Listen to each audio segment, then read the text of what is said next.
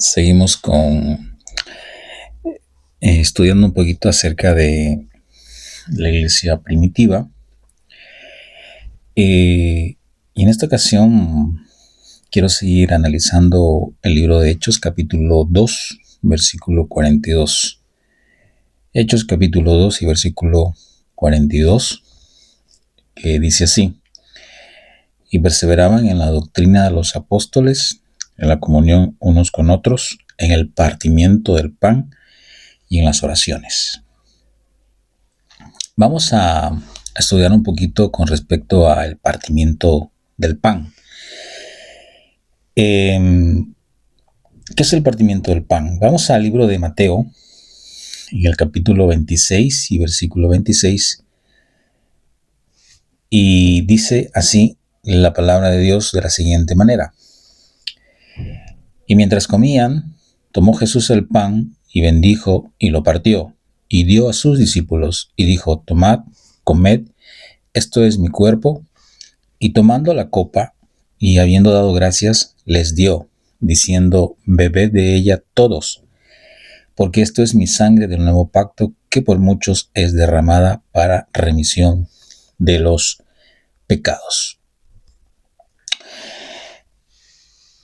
Obviamente, esta es una escena, justamente la última noche en la que el Señor fue entregado, donde Jesús reúne a los discípulos y estaban cenando, según lo que dice Mateo 26, y dice que el Señor Jesús tomó el pan y lo bendijo y lo partió a los 12. Y dijo: tomad, comed, que esto es mi cuerpo. Y tomando la copa y habiendo dado gracias, les dio, diciendo: bebed de ella todos, porque esto es mi sangre del nuevo pacto, que por muchos es derramado para remisión de los pecados. Una de las cosas que estamos estudiando con respecto a la iglesia primitiva era la doctrina que se practicaba en los primeros siglos, y que va a tener mucha diferencia con lo que se pensaba siglos después en la comunidad cristiana de Occidente. Estuvimos viendo un poquito en el video anterior con respecto a los obispos que tanto estaban en Oriente y Asia con Occidente, y que tuvieron algunos desencuentros o algunas diferencias doctrinales. Y una de las diferencias doctrinales que vemos aquí en cuanto a la práctica de los cristianos de Occidente es precisamente la Cena del Señor. En el mundo católico de hoy en día, la Cena del Señor lo llaman ellos la Eucaristía. Y vamos a ver la diferencia entre lo que piensa en el dogma católico y lo que pensamos nosotros, los creyentes. En el dogma católico enseña o interpretan que durante la Eucaristía la sustancia del pan y del vino se convierte literalmente, o sea, el pan se convierte literalmente en el cuerpo de Jesucristo y el vino se convierte literalmente en la sangre de Jesucristo. Llamándole a este proceso, le llamaron la transubstanciación. Este concepto, hermano, dogmático, no se creía en la iglesia primitiva. O sea, no se creía en cuanto a la práctica. Vamos a ver más adelante cómo Pablo instituye la práctica de la Cena del Señor, pero no con el concepto como se lo cree o lo creen los católicos con respecto a la práctica de la Santa Cena o de la Eucaristía. Este concepto dogmático no se creía en la iglesia primitiva. Ni Jesús lo enseñó, ni los apóstoles tampoco enseñaron este pensamiento este pensamiento de la transubstanciación, que es que el pan y el vino se convertían, escuche esto, literalmente.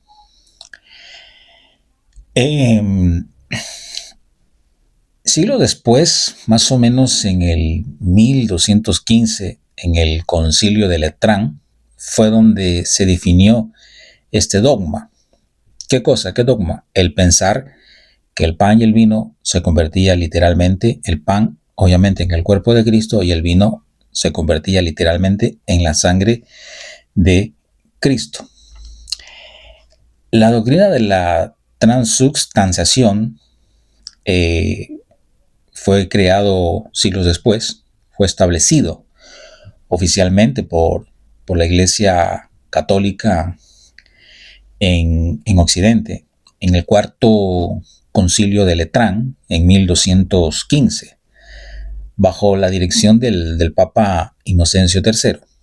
Sin embargo, esta idea fue defendida por primera vez en el siglo IX por un monje llamado Benedicto Pascasio Radberto, quien escribió sobre la conversión del pan y el vino en el cuerpo y la sangre de Cristo en su obra llamada De Corpore ex Sanguini Domini.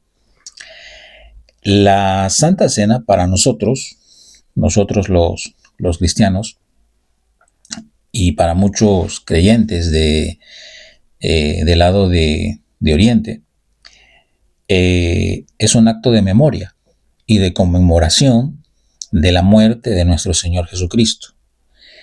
Representa, hermano, un simbolismo del sacrificio de Jesús. Es un recordatorio de la unidad de los creyentes, el perdón de sus pecados y de la esperanza en el pronto regreso de Cristo. Cuando nosotros leemos la primera carta a los Corintios en el capítulo 11, versículo 23, sabemos que la carta de Corintios fue escrita por el apóstol Pablo. Dice de la siguiente manera, dice el apóstol Pablo, porque yo recibí, dice Pablo, del Señor. Escuche eso.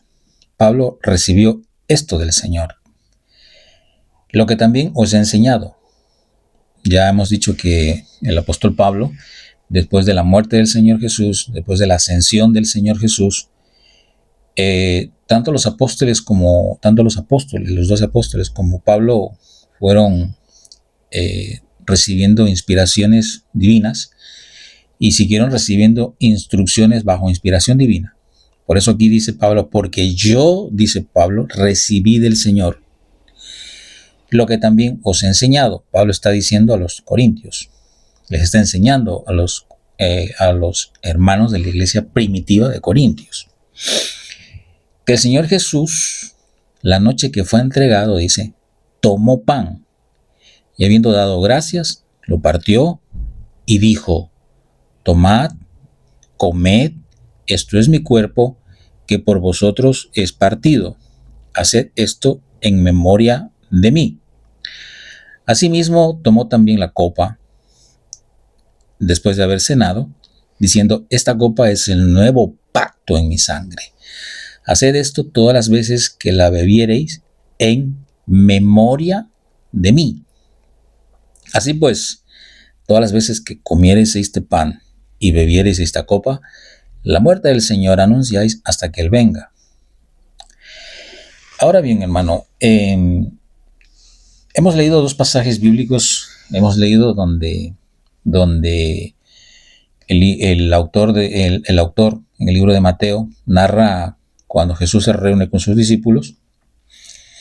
Y hemos leído la primera epístola de la carta a los Corintios, donde el apóstol Pablo habla con respecto a que él recibió del Señor esta instrucción para que todos los creyentes participemos y practicáramos este ritual cristiano, que por lo general en muchas iglesias, al menos en la iglesia donde nos congregamos, lo practicamos una vez al mes.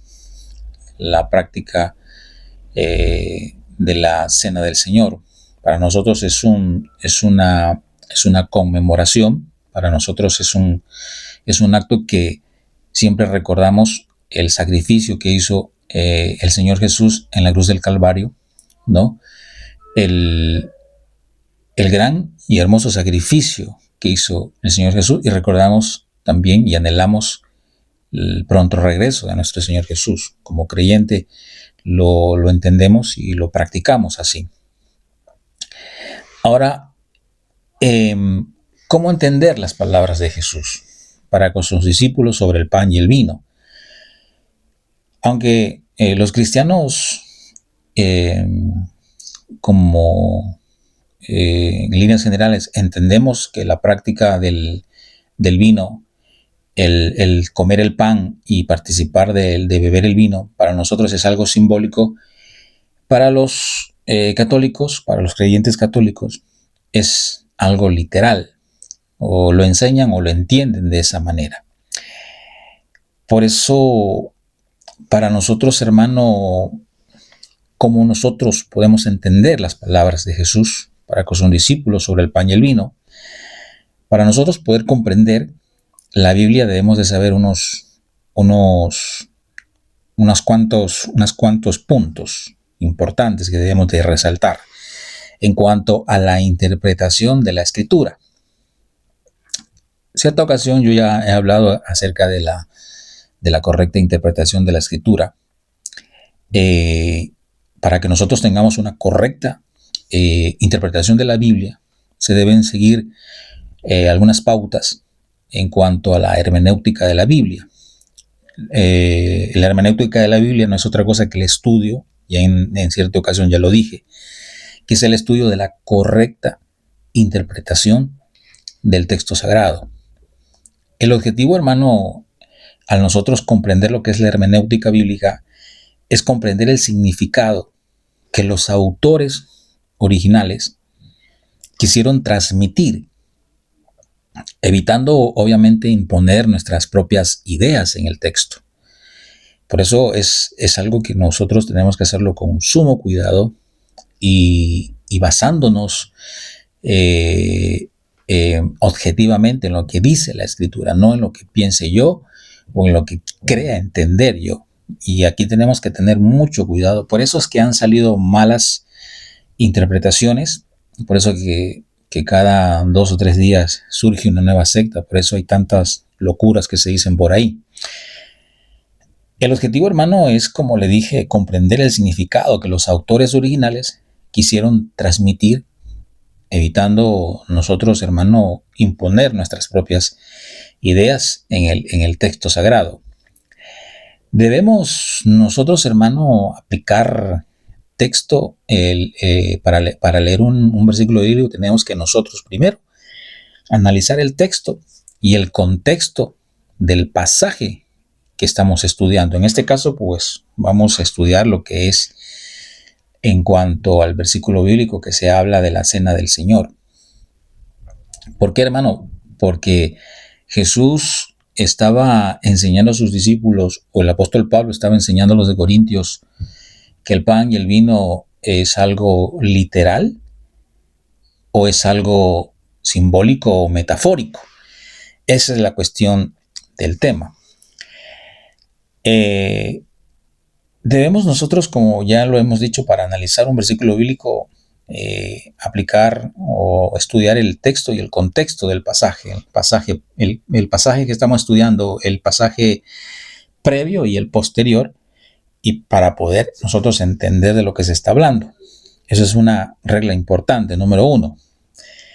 Debemos, hermano, estudiar también el contexto literario, el contexto histórico y el contexto cultural. En este caso estamos hablando de los judíos. ¿Qué era lo que pensaban los judíos?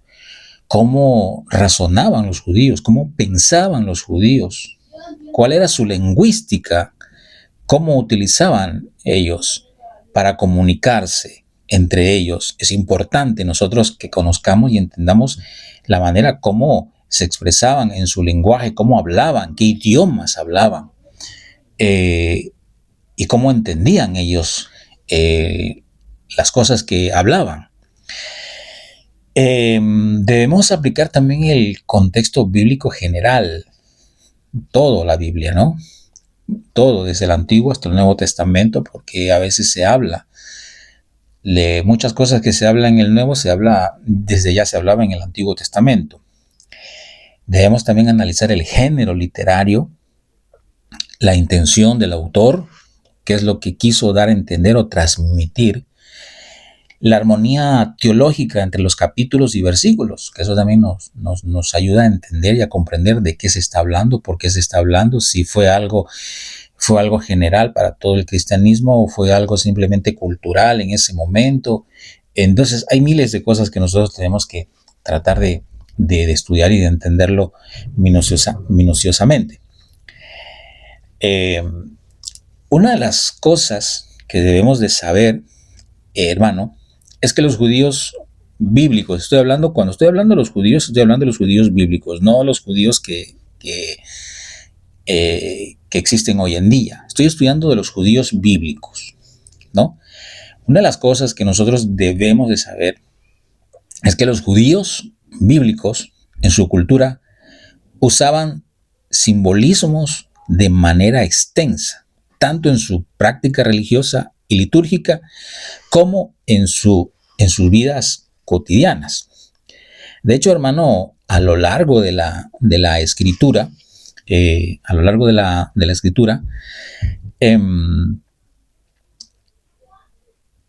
nosotros vemos, hermano, cómo usaban ellos de una manera extensa el simbolismo, tanto en su práctica religiosa, litúrgica, como en su diario vivir.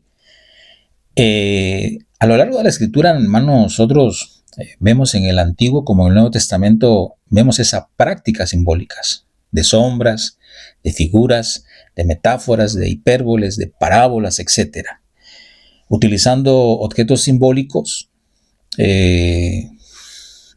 como una narración literaria para representar conceptos espirituales y culturales, en este caso de la cultura judía. Ellos utilizaban objetos simbólicamente en su género literario y lo utilizaban para representar conceptos espirituales y culturales, en este caso su cultura, la cultura judía.